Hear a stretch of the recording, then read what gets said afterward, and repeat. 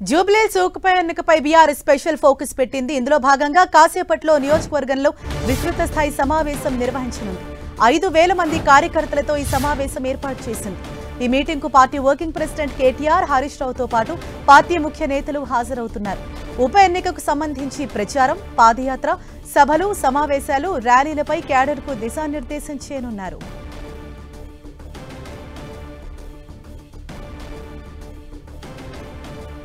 Jubilee Hills bypoll ను BRS party ఎంతో ప్రతిష్టాత్మకంగా తీసుకుంది. అందుకు అనుగుణంగానే ఇప్పుడు వ్యూహాలు రచిస్తోంది. అంటే రాబోయే రోజుల్లో ఏ విధంగా ముందుకెళ్లాలి, పార్టీని అంటే ప్రజలోకి విస్తృతంగా తీసుకెళ్లేందుకు ఇటు సభలు, సమావేశాలు, ర్యాలీలు అంటే ఈ విధంగా ఒక షెడ్యూల్ ను కూడా ప్లాన్ చేసే ఆలోచనలో ఉన్నారు.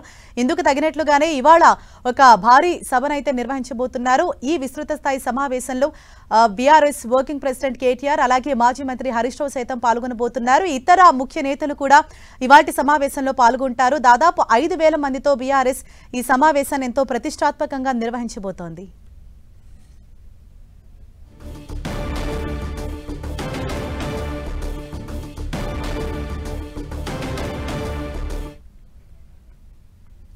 రైట్, దీనిపై మరింత సమాచారం మా ప్రతినిధి కరుణాకర్ మనకు అందిస్తారు. కరుణాకర్.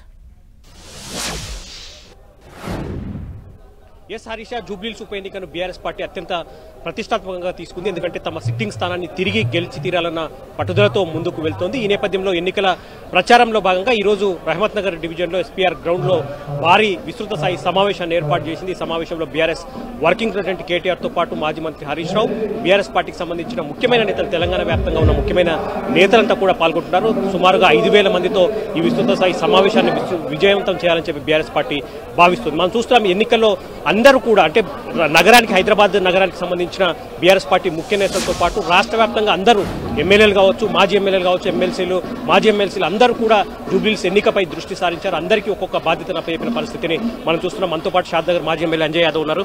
ఎట్లా ఉంది జూబ్లీహిల్స్ ఉప ఎన్నికపై బీఆర్ఎస్ పార్టీ ముందు నుంచి కూడా ధీమా వ్యక్తం చేస్తుంది? ఎట్లా ఉంది సార్ పరిస్థితి? జూబ్లీహిల్స్ ఉప ఎన్నికల్లో బీఆర్ఎస్ పార్టీ అత్యధిక మెజార్టీ సాధించబోతోంది. ఎందుకంటే గతంలో ఉన్న మాగంటి గోపీనాథ్ గారు ఇక్కడ ప్రాతినిధ్యం వహించి ప్రాంతాన్ని అభివృద్ధికి తోడ్పడ్డాడు. అందులో మంచి వ్యక్తి. మేము మా సహచరం, మేము కూడా ఆయన ఎమ్మెల్యే ఉన్నాం, మేము వెళ్ళాం. ఆయన వ్యక్తిగత మంచి వ్యక్తి.